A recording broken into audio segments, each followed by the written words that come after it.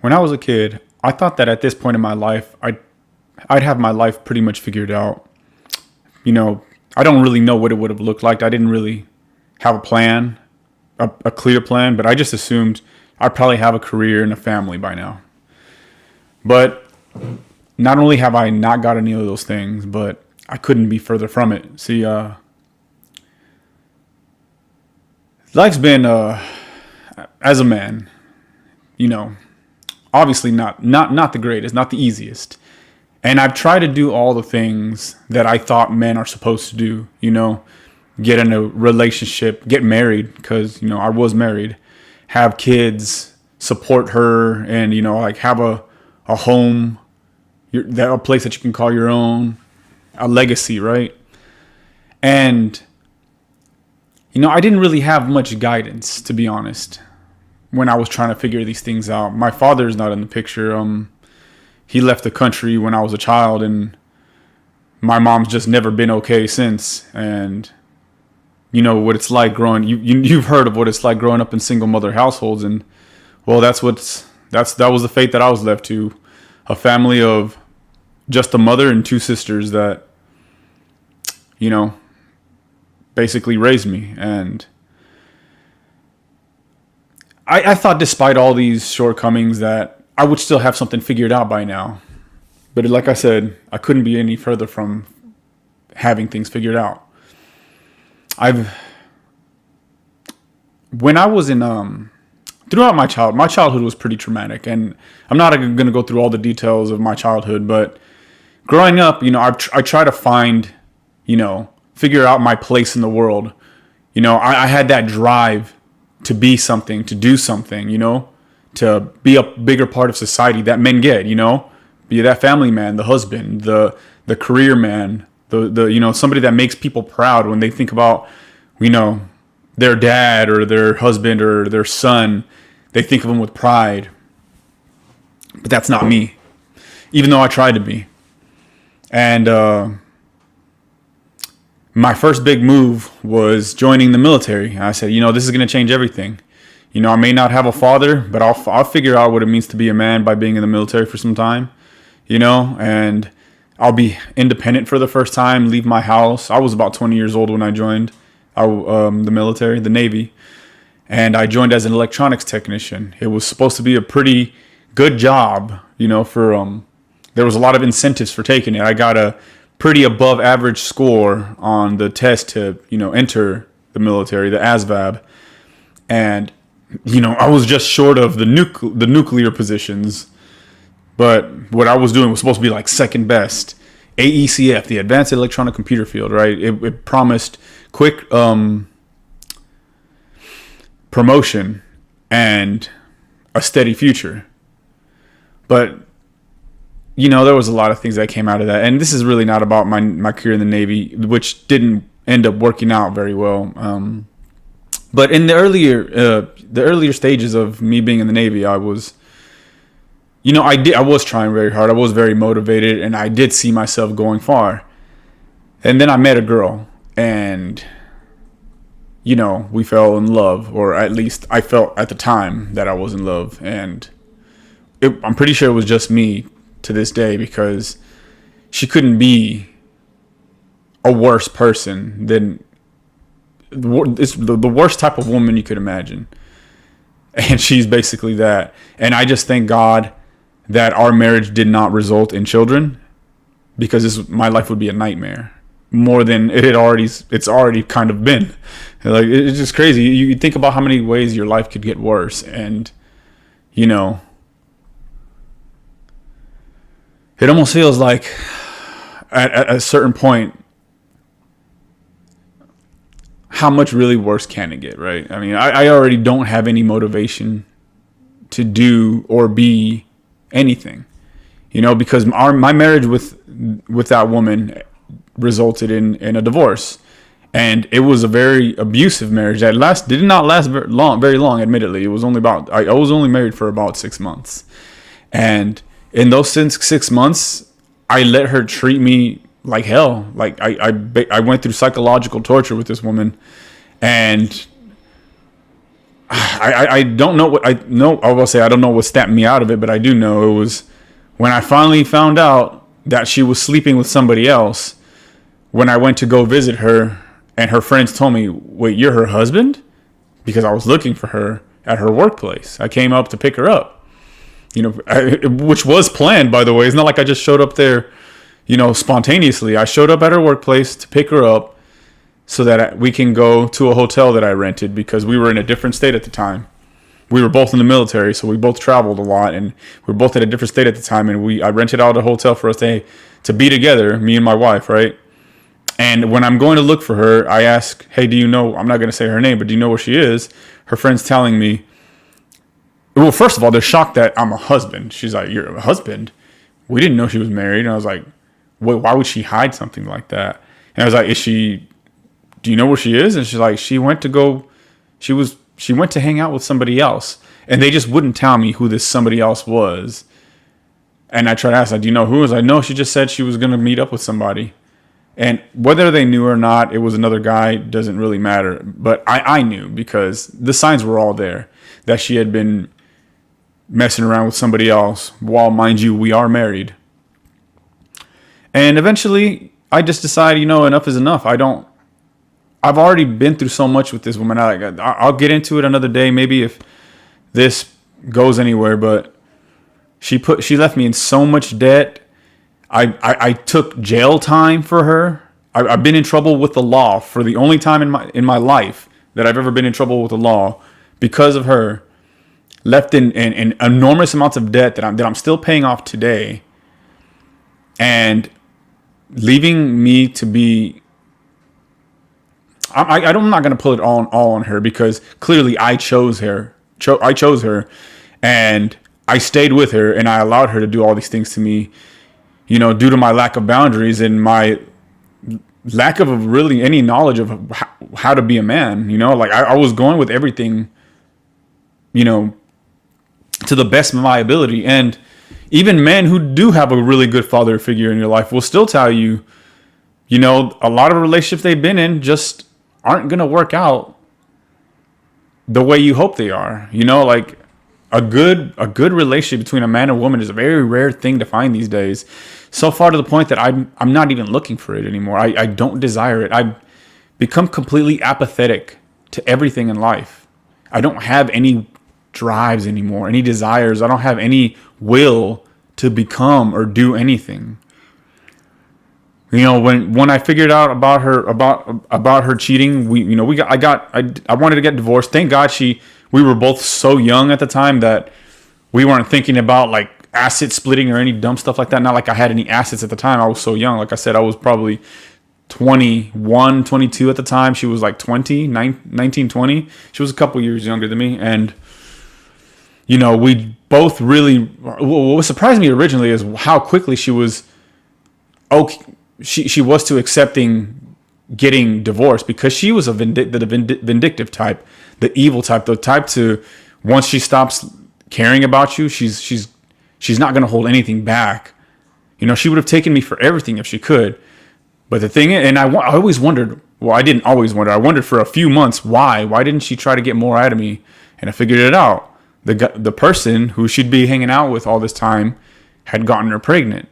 So my ex-wife, before we even gotten divorced, was already pregnant with somebody else's kid. So she was kind of trying to, it seemed like maybe she was even trying to push me to want to divorce her even harder toward the end so that she can hop to this next guy. And to be honest, all of that is the least of all my future concerns. It just kind of laid the bedrock, the foundation of me as a young man to later realize this is going to be a long series of just really unjust feeling things that happen to you just for being male, just for being a man. My time in the Navy and being married to her all happened around 2010-ish, 2010, 2011. So this was a little bit of time ago. And, things were a little bit different back then. There were still, I was too young to really know politics at the time, but we were just getting rid of don't ask, don't tell at the time, which is the policy of where if you're homosexual in the military, you're not supposed to ask or tell about it.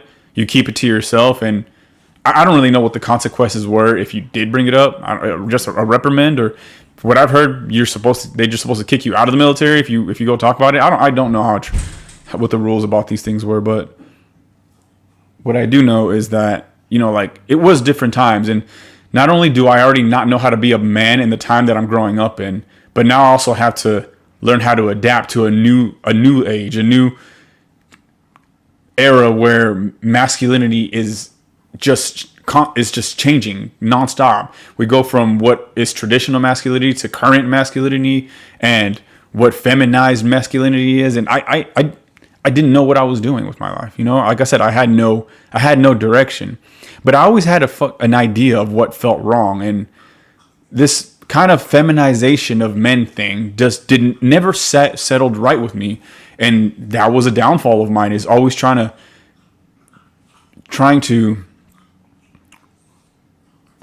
to be what I thought I should be. And that didn't align with anybody else's. Aside from, like I said, aside from my divorce having been a thing, that was just, like I said, the least of my future worries. Things would just grow to become worse and worse, where no matter what I did or where I went, I never felt like I was truly independent or truly in control of my life, even in the military.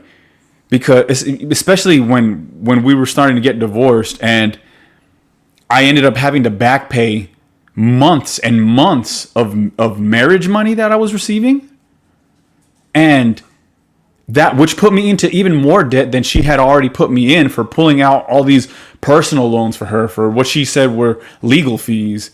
And I end up seeing her every other month with just brand new purses and clothes and makeup. And where did you get the money to get these things?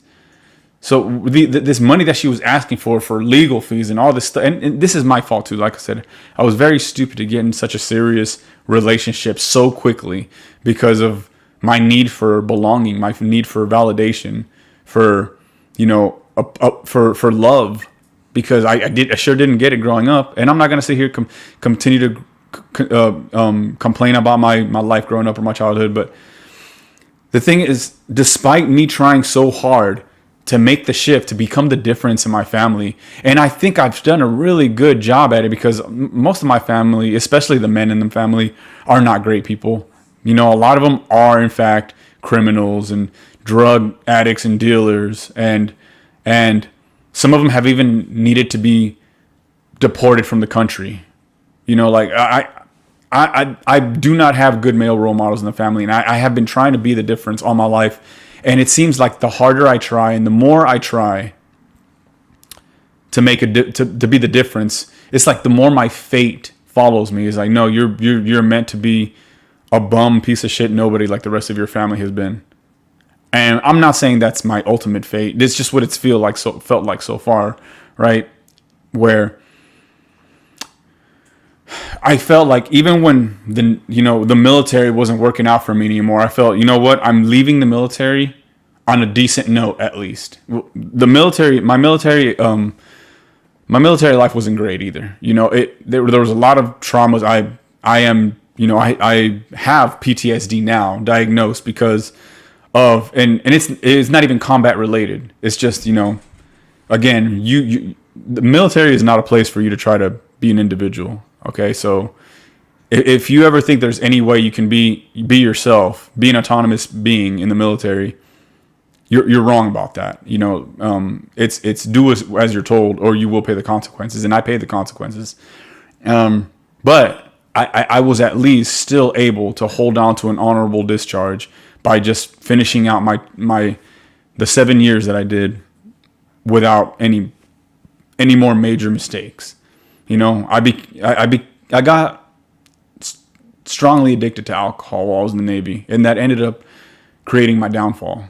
And Alcohol was my drug for the longest time. That's what I used to escape all the pains of life, of, not really having a childhood, having a failed marriage. And when I was leaving the military, my last duty station was in Japan, and I thought maybe I'll come back to Japan for a new life and use my GI Bill to go to school out there, so I did that. I kept on, every time I tried, like I said, I never stopped trying to do something with my life. First, it was going to work and trying to become the general manager of a grocery store. And then it was going to the Navy. And then when the Navy was also proved to be a failed endeavor, then I decided to go into university. And university didn't work out either because, if you know much about, universities, it's almost impossible to try to speak your mind.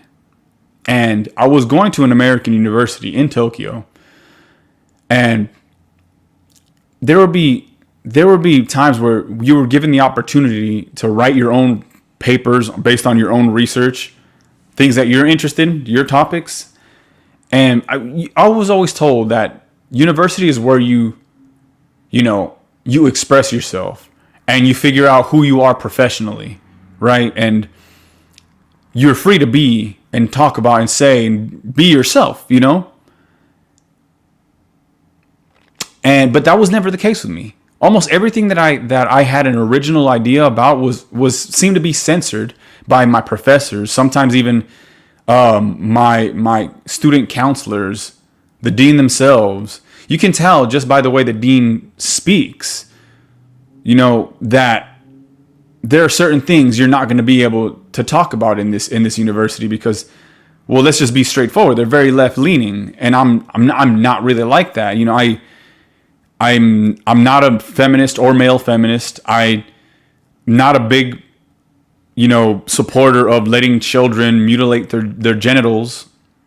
I'm not a big supporter of, men always getting the short end of the stick in marriages and being punished severely in marriages. And because I was one of the older people in my university, because I just gotten out of the Navy after 7 years, I'm just an old guy with old ideas. So not only the teachers, the professors, and the dean not really care for me, but even the students were just like, he's just a weird old guy with weird old guy values. Why? Because I don't want the possibility of my next which I'm not going to get married again because like I said before, I don't have any aspirations for anything else in the future, and I hate to feel like that, and I hope that something can change in me. But after you've been through so many things, you just become so apathetic about life. I don't know where to find motivation from. I don't even know where to start.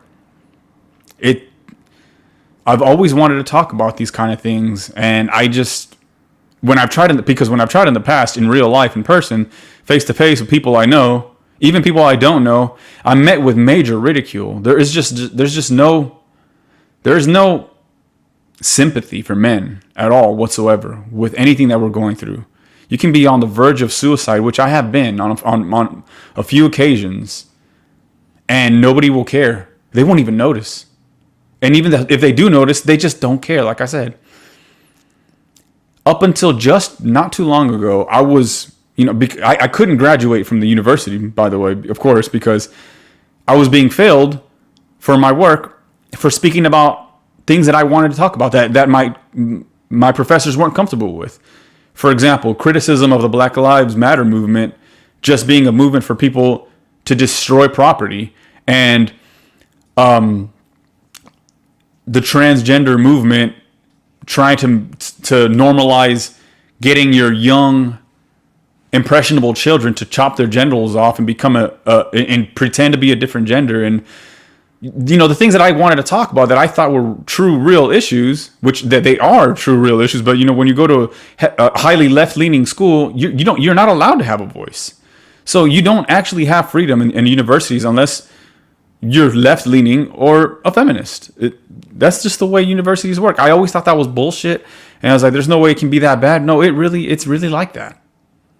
I've heard it said from Jordan Peterson before he even had podcasts, when he was just speaking in general. Like, I've heard him saying that he was a college professor. And if he was saying those things, it had to be true, right? And yes, those things are absolutely true. Life is punishing to men, especially if they speak their mind, if they try to be their own man. There's no place in society these days to be your own man. And I've learned that the hard way. So where I'm at now, well, the military didn't work out, marriage didn't work out, university didn't work out. And when I came back, I couldn't stay in Japan anymore because, my only reason to be out there was to go to university. But this school was not going to pass me under any circumstance. So I had to leave. And when I came back, like I said, we have a pretty shit family system in my family. Like I said, my father is not in the picture. He's gone, long gone. And I'm in massive debt, so I can't just afford to go buy a house or an apartment or even rent one. And my mother became an alcoholic as well and ended up losing everything she had, her job, her house, and now lives in a shelter for basically senile, lonely women. There's so many things that there's just strange programs, out here. But, she's been put into alcoholic programs, rehabilitation programs, and now she's just living in some mansion. I don't really get how it works because I don't like to speak to her very often. I didn't get much from her growing up. I didn't get much from my father growing up. And the thing is, I know at least my mother did try, but you know what happens when men grow up in single mother households. It didn't work out. It didn't work out. I didn't learn anything from her. If anything, I learned to be worse because from her, I learned to always be subservient to women, no matter what. To always treat women like they're always right. And this is part of the reason why I let my ex-wife, why I put it up with her for so long, with her cheating, with her verbal abuse, with her psychological abuse. She used to do things like call me on the phone while I was at work in the military, in the Navy. And she would call me making sex noises in the background, pretending to be having sex with somebody else and laughing when I was like, what are you doing? Are you really doing what you think you're doing? Are you sleeping with somebody else? And she can hear me she can audibly hear me cracking up in my voice in pain. And she's laughing maniacally, sadistically at my pain. She's getting a huge kick out of thinking that I really think that she's having sex with somebody, which she was actually. Now, in that moment, I don't know. But on her own time, she actually was cheating on me anyway. So not only was she cheating on me, but she was finding it funny. She was finding my pain, my suffering funny. So I try to get married again in the future. When I lived in Japan, I got engaged to two different Japanese women after 2 6 to year-long relationships with each of them. I was out there for about 6 years as well, so I had plenty of time. And I'll be honest, one of them just didn't end up working out because one of them actually ended up cheating on me as well. This is when I started becoming a little bit more red-pilled to the realities of relationship dynamics. What men and women are really like in relationships. And one of them just did end up cheating on me again, so I let that one go. I had a little bit more respect for myself and boundaries for myself than to let that happen to me anymore. And then with the next woman, or the woman before that one, the first Japanese woman that I dated, I self-sabotaged that. I think she could have potentially been a good wife, but because of all my past, failures and traumas, I really did end up sabotaging that. It was mainly my fault. And I don't think I could ever hold a positive relationship in the future because of my past experiences. I don't even want to. Every time I try, I get severe. Every time I even try to get out of the little bubble that I live in, because since I left Japan, like I said, when I came back, I had nothing to come back to. I was reduced to living in an old, broken down van that my mom had left over. That's all we had to our name. That's the only property we have to our name in this entire, because my brothers are still too young. One lives with his father, the other one lives in his dorm room with with his college roommates. My father is gone, and my mother lives in basically a take care of a homeless home. I'm not even criticizing her, because I was homeless too, living in her car. And I lived like that for a few months until, by the grace of God, I was given an opportunity. Thanks to my veteran status, I was given an opportunity to get a place to live. It's assisted living, but a place to live is a place to live, and it's much better than nothing. So I do have a small little studio apartment, and it's everything. It's so little the things that men need to be content. There was such a pivotal turning point in my life, was me getting this assistance to get this house, and to get this apartment while I'm getting back on my feet. And that's the thing, is like, as grateful as I am for having this opportunity, I don't have any motivations to get back on my feet.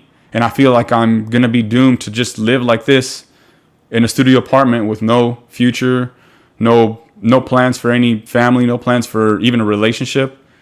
Not even a desire for one. Like I in theory, I'd like the idea of connecting with somebody again. But anytime I've tried, and this is with anybody, not even just women, but even just other men, friends, I've developed this horrible sense of anxiety when I'm out of my comfort zone for too long. And my comfort zone is right here in this room with my dog.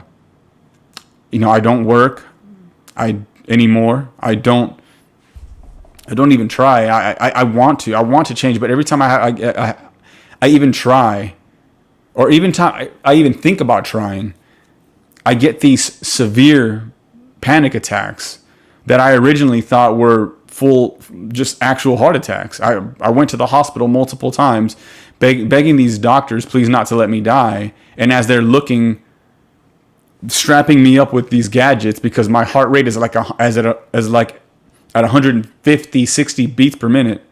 And they're trying to figure out what's going on with me. And as they're sticking all these things on my chest and taking my readings, they're like, we see no signs of heart attack or really any, cardiovascular issues at all. We don't know what's going on with you. But and I was in and out of hospitals for months because I was like, this feels too real to be nothing. And then I ended up figuring out that's not what heart attacks. That's what panic attacks are. It feels like intense fear and fear of imminent death, basically. And what sucks about that is, even though I know that's what it is, it doesn't ever make it feel any better. Every future panic attack I have feels like it's gonna be the one, because your brain really has a way of your fight or flight your fight or flight response really has a way of making sure every new experience feels like the most fearful one. So no matter how much I'm sure this is just a panic attack this time, it's just a panic, I'm going to be okay, it still feels like death. It still feels like I'm having a heart attack. It still feels like I can't breathe. It still feels like I'm fading away. It really feels like fading. And you're fighting to keep conscious. And all these times, and why did these things happen? Do things like this happen to me? Because every time I've tried to open up about these things, that's why when people say, like, as men, you don't have any room, you don't get to complain, you don't get to have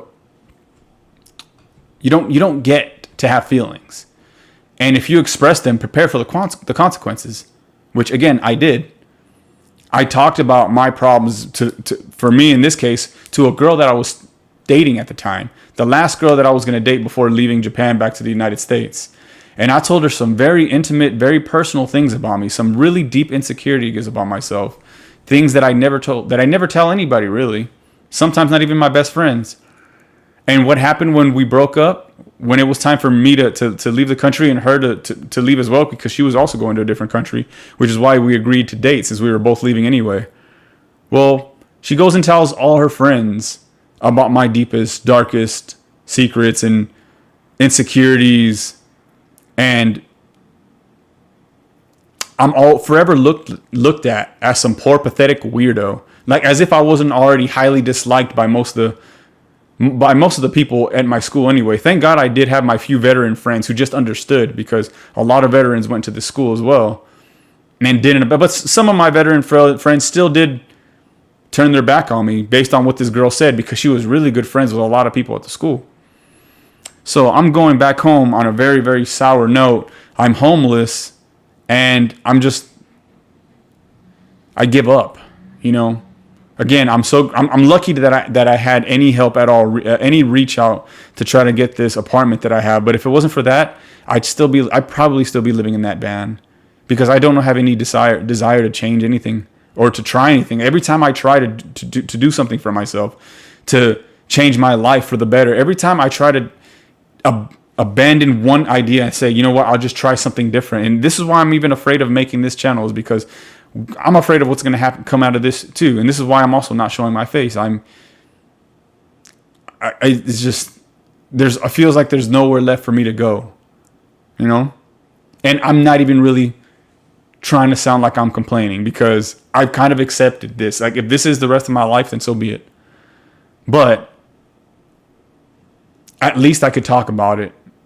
And I always thought, man, am I the only person going through things like this? You know, the times that I was contemplating just ending it all, you know, just ending myself, you know, this is too painful to live through. I started looking around and thinking, is anybody else going through this? And that's when I started seeing like men's content, Red Pill, Manosphere, MGTOW, whatever you want to call it. Men that have been going through the same thing that I've been going through. And I've seen there's a lot of us out there. And I guess I just want to say, man, if you're going through it too, you're not alone, you know? And if there's a way or not, I don't know. I know that we're told that there are ways out of this to do something, and I'm trying. I'm going to try, you know? Beyond this channel, I'm going to try to make something out of myself, because I'm not happy where I'm at, and I never will be. And I'm way too stubborn to just end myself, because I feel like I'm put here for a purpose, that there's something I'm supposed to accomplish. Anyways, I think I've yapped for long enough. Probably, who's gonna watch this? If you guys like, I'd appreciate it. Subscribe, I would appreciate that. Let's see if we can make something out of this. Thank you for watching.